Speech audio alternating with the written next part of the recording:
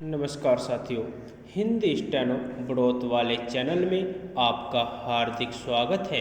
आज की डिक्टेशन रामधारी गुप्ता खंड 1 से प्रतिलेखन संख्या 79 व 80 से 100 वर्ड पर मिनट की स्पीड से होगी। तो आइए शुरू करते हैं। डिक्टेशन शुरू होगी 5 सेकंड बाद। स्टार्ट। सभापति महोदय, जिस विधेयक पर इस सदन में चर्चा हो रही है उसका इस देश के अधिकांश लोगों ने और इस सदन में भी अधिकांश सदस्यों ने स्वागत किया है, इसलिए इसमें दो राय नहीं हो सकती कि यह विधेयक जनोपयोगी है। यह ठीक है कि कुछ लोगों ने, जिनके निहित स्वार्थ है, इस विधेयक का विरोध करने की हिम्मत की है। ऐसे लोगों में जनसंघ और स्वतंत्र पार्टी, जिनकी पूंजीवादी नीतियां हैं, उनका विरोध करना स्वाभाविक ही है। मैं आपके माध्यम से मंत्री महोदय से कह रहा था कि जहाँ तक विधेयक का स्वागत करने का प्रश्न है, यह जनोपयोगी है। जहाँ मैं इस विधेयक का स्वागत करता हूँ, वहाँ यह भी निवेदन करना चाहता हूँ कि इस कानून को सफल बनाने के लिए, जैसा प्रधानमंत्री ने सदन में अभी कहा, जो लोग इसका स्वागत करते हैं उनको उचित दृष्टिकोण और ईमानदारी के साथ काम करना चाहिए।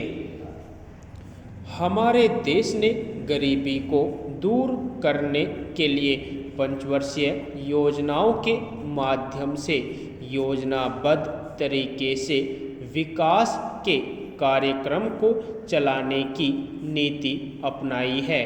विधेयक के सिलसिले में जहां यह विरोध किया जाता है कि इस विधेयक से एक तानाशाही पैदा होगी, अधिनायकवाद होगा, वहां मैं यह निवेदन करना चाहता हूं कि यह विधेयक उन लोगों पर जो पूंजीवाद के जरिए से, एकाधिकार के जरिए से हम पर नियंत्रण रखना चाहते थे और जिनकी पूंजी इस विधेयक के अभाव में बैंकों के माध्यम से बराबर बढ़ती जा रही थी, रोक लगाता है।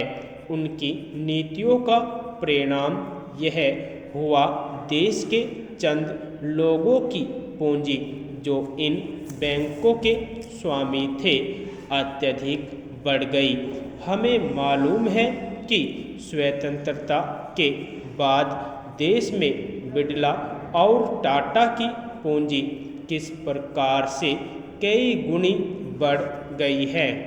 इसलिए कांग्रेस पर यह आरोप लगाया जाता रहा है कि उसके राज्य में मालदारों की मालदारी बराबर बढ़ती गई है।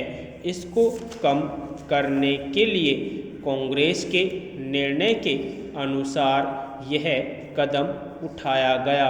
यह कदम स्वागत योग्य है, लेकिन जहां इस कदम का स्वागत करने की बात है, वहां इस बात की भी आवश्यकता है कि यह विधेयक खाली कागजों में ही न बना रह जाए।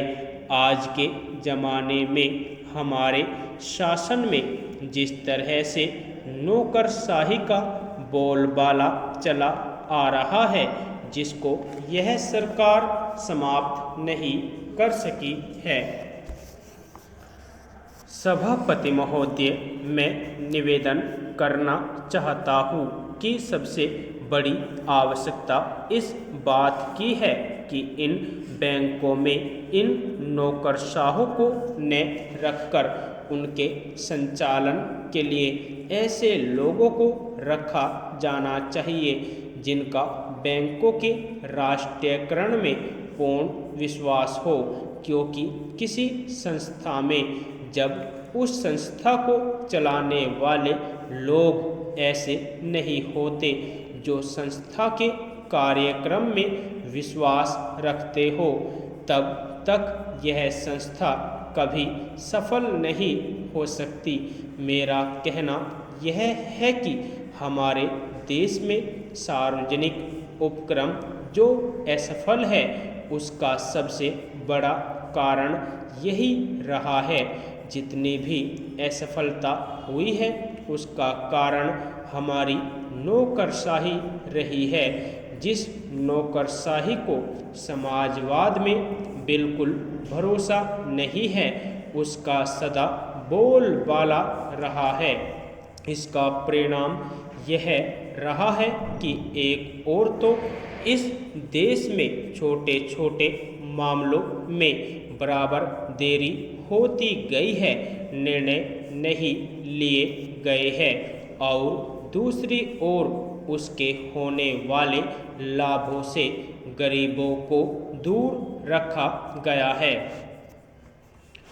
बैंकों के राष्ट्रीयकरण के बाद इस बात की आवश्यकता है कि बैंक गांवों में जाते हैं। आज तो बैंक एक तरह से शहरों के एकाधिकार हो गए हैं, जिसके कारण वहीं पर सारे उद्योग पनपते जा रहे हैं। शहरों की जनसंख्या बढ़ती जा रही है और अलग अलग तरह की समस्याएं उत्पन्न हो रही है। उनको दूर करने के लिए आपके बैंकों को गांवों के अंदर जाना पड़ेगा। इसके लिए सरकार को कदम उठाना पड़ेगा और निश्चित तरीके से योजनाएं बनानी पड़ेगी, निश्चित निर्देश देना पड़ेगा, जिसके आधार पर बैंकों का ज़्यादा से ज़्यादा लाभ गांवों और उन कस्बों को हो जहां अभी तक लोगों का काफ़ी विकास नहीं हो पाया है। सभापति जी, सांप्रदायिकता और जातिवाद इन दोनों के विरुद्ध सभी राजनीतिज्ञ हैं और जो इन दोनों से लाभ उठाना चाहते हैं, कम से कम मौखिक रूप से तो वह भी यही कहते हैं कि सांप्रदायिकता बुरी है, जातिवाद बुरा है। मैं तो यही मानकर चलूँगा कि जब पूरा देश यह कहता है कि ये दोनों चीज़ें बुरी हैं, तो सचमुच सभी यही चाहते हैं कि न सांप्रदायिकता रहे और न जातिवाद रहे। आज भी हमारे देश की राष्ट्रीय आय का 50% कृषि से आता है।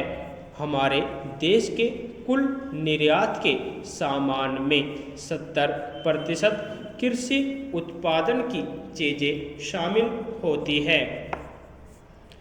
यदि आपको डिक्टेशन अच्छी लगी हो तो हमारे चैनल को सब्सक्राइब करें तथा वीडियो को लाइक व शेयर भी करें। धन्यवाद।